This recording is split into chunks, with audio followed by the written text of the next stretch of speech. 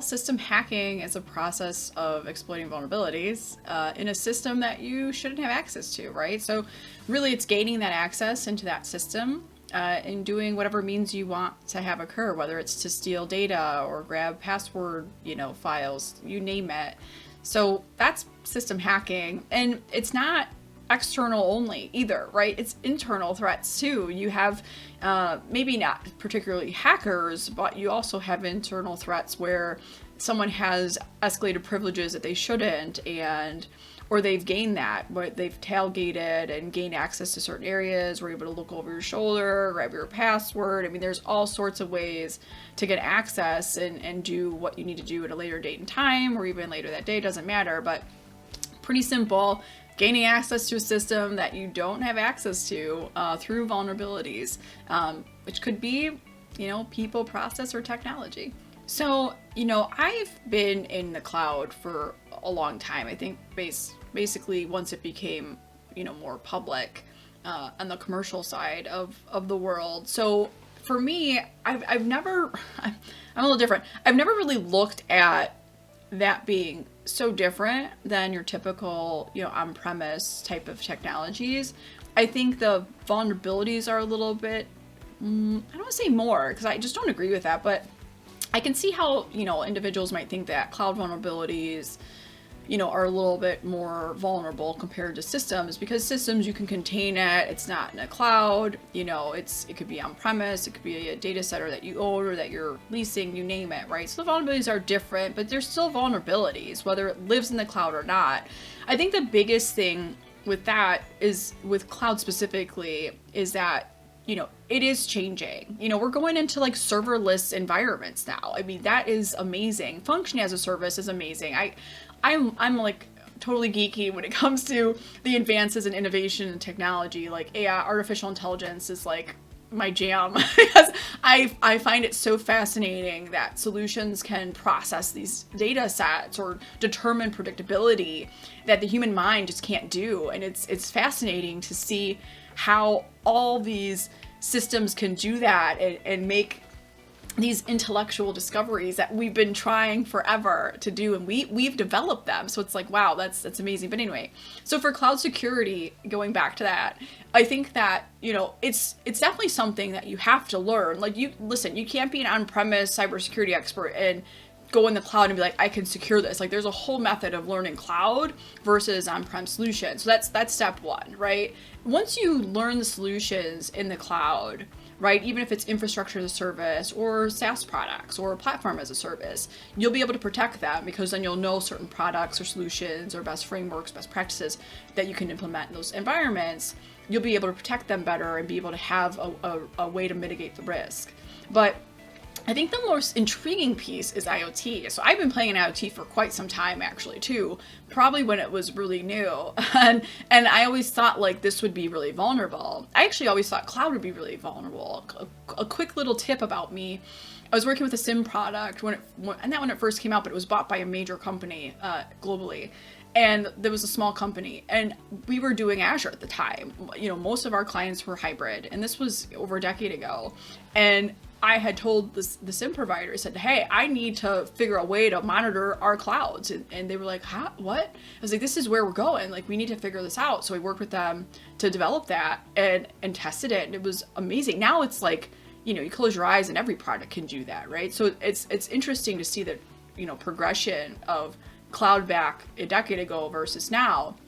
And IoT is now just coming there, right? I think the vulnerabilities in IoT are very scary because everything is kind of this, little system environment. And when it first was developed, I don't think anybody thought that there'd be value in hacking them. I don't know. I don't really know, what the design principles were making certain these devices, whether it's a sensor on a manufacturing line or a camera in your home or a doorbell, right? Like, all these pieces, really, I don't think security was first, right? And anything you do, security should be considered first. It should be top of mind. But I think with IoT specifically, and like serverless and function, I think that is definitely something that you need to think about when you're designing systems. We'll talk about that in a minute, but I think that as an ethical hacker, I just had I've kind of always saw the trends coming when they come, and always really was intrigued with any new technologies, even if it didn't become a trend or popular. So I think as a ethical hacker, you should always stay up with the latest trends and technologies and try to learn as much as you can. You don't have to be an expert, but I think as much as you learn what's available in your landscape that you're protecting, I think then you'll be able to hone your skills on those and be able to offer value to mitigate those risks. Yes.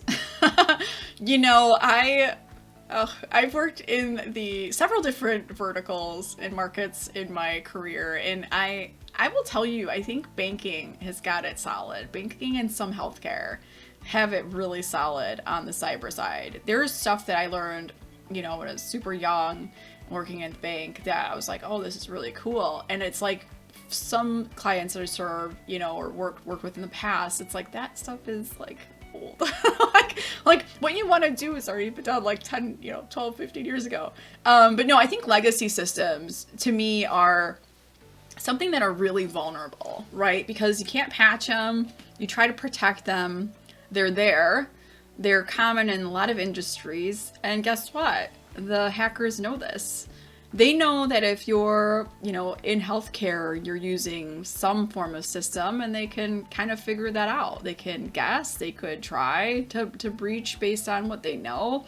There's tons of methods to do that, and I think that is concerning because as these systems continue to grow old, they become unsupported, they become unmanageable, and then, that's a challenge when you talk about migrations, right? How do you migrate it properly? How do you secure it properly? And I think part of that vulnerability is pretty massive. I mean, there's been, I think some of the breaches I've seen besides passwords, right? People falling for phishing attacks.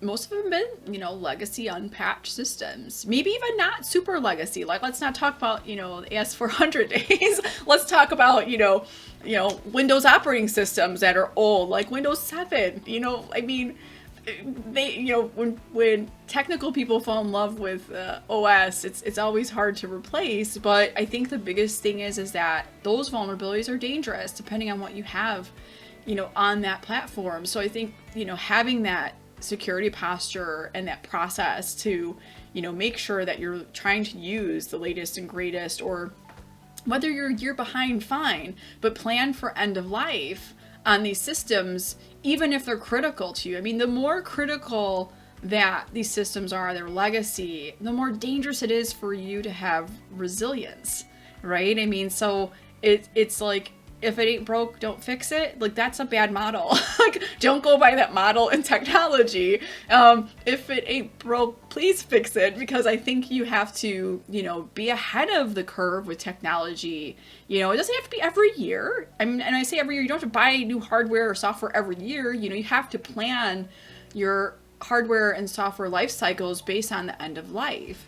And if you have legacy systems, definitely do extra system hardening if all possible, but there should be some form of planning to get off of that, to get on newer technologies, whether it is you have to develop it yourself or you find a different product entirely. I think Kali is a great platform. It hosts a lot of different tools. It's easy to use. I'm an old school Linux person anyway. I mean, back in the day, that pretty much was it, when Unix in IT. So I'm kind of, I may look young, but I have a old school background. So Kali is really good. It has a lot of abilities for hosting different solutions that are easy to use. It's a small footprint, so it's not really heavy. It's not a heavy OS. So I really like using that platform. So ironically, there's other tools. There's like thousands of tools. As you go through the course, if you take a course or boot camp, you'll learn there's so many tools. It's like, well, what do you use? I've actually had some favorites because I like their interface. I like how easy it is to use. So some of them are Nmap, which is like golden. Wireshark I've always used anyway. Like, to me, that's easy.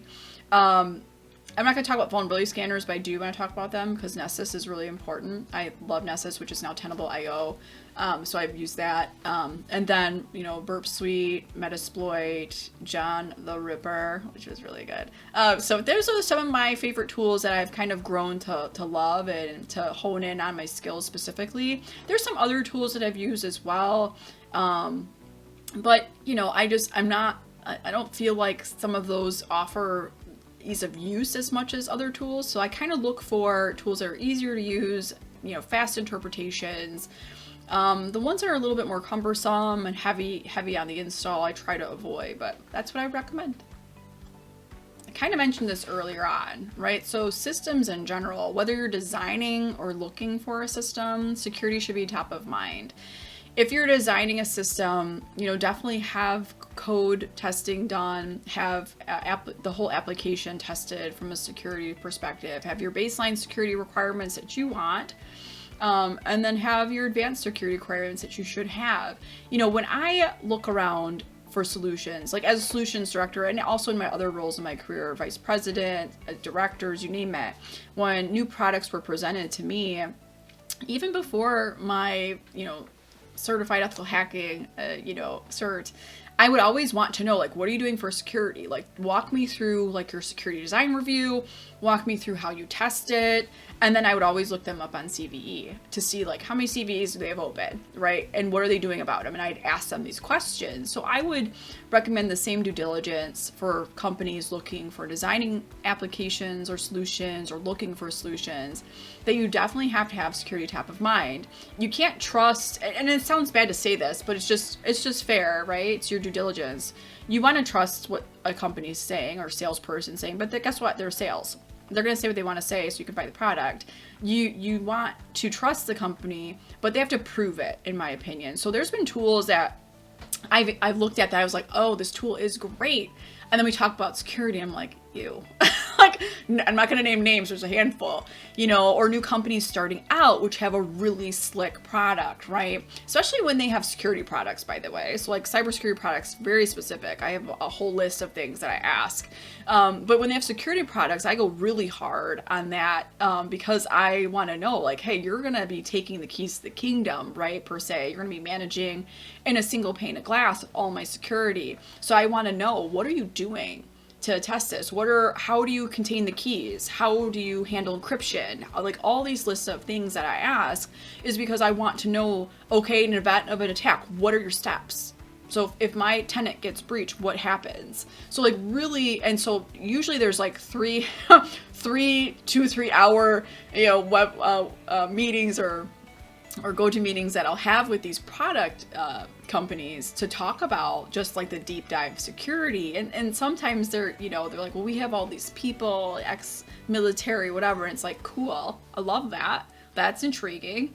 And I trust that. And I trust that you're doing well, but answer my questions. And if they're answered the way that I feel that makes sense, or that's a best practice, or if you say you haven't thought of that, then that's a no. Like, I don't care who you have, because I'll be honest, all of us in cybersecurity are not perfect. Like, there's things that I don't know that someone else knows or that can do it better. Like, we all have our own little focus areas in this area. So it's like you could, and that's the other thing, right? So you can have all these certified people, all these experts, and you want them to make sure they're doing well, and they probably are, but there's also this governance layer that has to be considered in the company, that you just can't have this one person in a corner making all these cyber decisions, right? You have to have some form of synergies with multiple different subject matter experts to make sure like there's a governance call that, yep, this is great. We're all going forward. We all agree. Is there any holes, gaps that I've missed? Because I feel like in a team, in a cybersecurity world, the team is really what helps mitigate and kind of, cyber-proof, I guess, the design. I think that system selections, I kind of just rambled about that a minute ago, is very important because, if a system that you're picking or software uses open source, great. That, like, to me, it's like, let's look at that. Like, what are we doing with that? Because that offers another avenue of a vulnerability. If a system that you're selecting has all these CVEs open that are really high, even medium, and they're not addressing them, and they give you these little band-aid workarounds, like, that's a flag. So I think it's very important to be very particular when you're selecting systems or hardwares, you name it. I mean, I guess a good example is, let's look at all the software breaches that have happened over the last, 3 months. Let's just take it back 3 months. It's been a lot. And I think, that's where asking about how, a organization handles their threat management and their development of the product and all those things I mentioned in the earlier question is really impactful to the company, because you're basically having to accept the risk, right? You have this unknown risk profile, and I think that's critical to know what is unknown. Like, what am I signing up for by just installing this software? So that's very important to know that those pieces affect your security posture. Well, I'm an advocate for basically, you have your baseline, factors within cybersecurity, and then you have like your good, better, best model, right?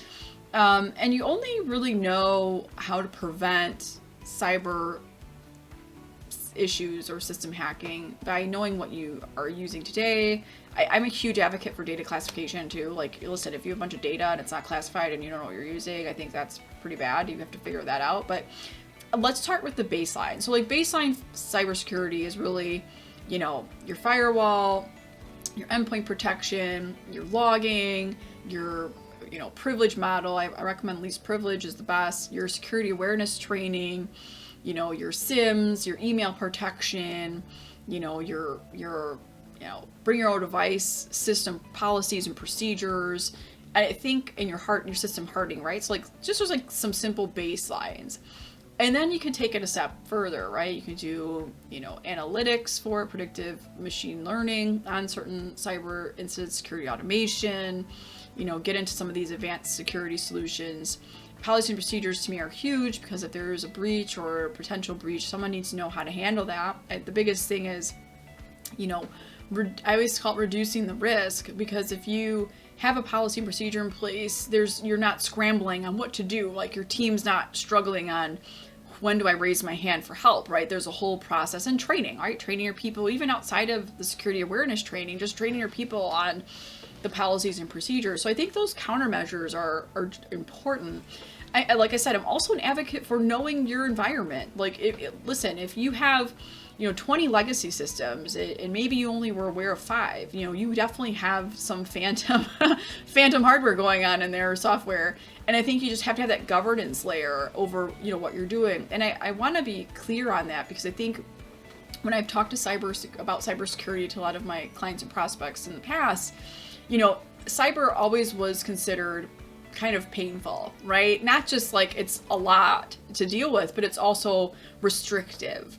And so that's why it's always kind of had this bad taste in a lot of professionals outside of cyber's mouth, because it's restrictive, people are complaining, I can't do my job. Like, it doesn't have to be that way, right? And when it is restrictive and people can't do your job, that's a red flag. And here's why I say this, because when it gets to be restrictive, then whoever's setting these policies and procedures in place doesn't know the landscape, right? Cybersecurity practices shouldn't be restrictive. They should be helpful. They should be focused. They should be measured. And when you know what you're working with, if you have a group of architects that use a certain product and there's some issues with it, or they use FTP instead of SFTP, hopefully not, but maybe because they're using a provider, or who knows, it doesn't have to be restrictive. You won't close those ports, and here's what you do to mitigate it. Maybe you have a jump server, so there's ways around that. So I think it's important to know your landscape, that what you're managing, the industry trends, your baseline practices, and always evolve. You can't evolve once a year. You have to evolve all the time, right? So it's definitely not a once a year thing. Like, I always like to call cybersecurity like eating. Sure, you could go, days and maybe weeks without food, but at some point, you get fatigued. I think if you think about cybersecurity as an everyday, reoccurring principle, concept, then it's easier to adapt to the changes than it is to look at that pile of stuff that you haven't touched in a year or months and say, oh, this is daunting. How am I going to get it done? And I think that is where, a lot of companies fail. I think they just put it in a corner and they forget about it until it becomes a problem. Because like I said, if it ain't broke, don't fix it. Bad model. So I think the baseline countermeasures is to start, but you should always try to be better and the best. No one will ever be the best, but you can get close. And unfortunately, because our industry, it's not unfortunate, because I think humans are great, but the human factor in cyber is critical, right? We all make mistakes. We all fall for those phishing emails. We all fall for sharing a password. I think all of us have in our career, right? At some point in time, whether we were young or somebody wrote a password on your desk, you know, I mean, we all fall for that. So the human factor of it's always going to be a vulnerability. It's just how you kind of mitigate that. And I also recommend that think about if you were breached, right? What types of data would be taken? What that incident response planning is key, right? What would you do to reduce that, right? Does it have to be 10 million records stolen? Could it be 2? Could it be none? Could it be 500, right? So I think if you reduce the risk, that's a best approach outside of the other countermeasures I've mentioned that take it a step further. You have this posture, you have all these tools, you have all these solutions, reducing the risk. What do you have to do over here to reduce the risk? And if you have those two things together, I think then that's the best countermeasures that you can have to prevent system hacking.